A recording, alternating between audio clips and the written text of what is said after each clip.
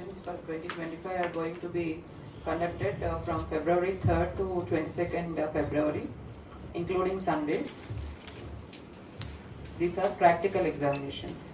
Theory examinations from 5th March to 25th March. So for 20 days we are going to have theory examinations. Theory examinations are going to be only in the morning session 9 to 12. Practicals are going to be in both sessions, morning and afternoon session, including Sundays also. So for theory we have 54 centers, and practical we are having 78 general and 18 for vocational. సంబంధించిన centres list అందరికి share చేశారు RTOs, district officers. So మీ పరిధిలో ఏవేవి centres వస్తాయో అక్కడ అన్ని arrangements చూసుకోవాలి.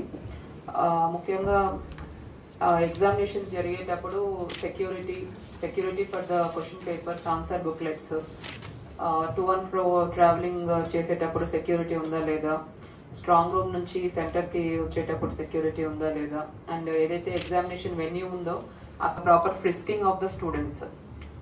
So మనకి ఈసారి మొబైల్, ప్రతి ఏ ఎగ్జామ్ చేసినా కూడా మనం ఎప్పుడు డిస్కస్ చేసేది మొబైల్ మినేస్ గురించి.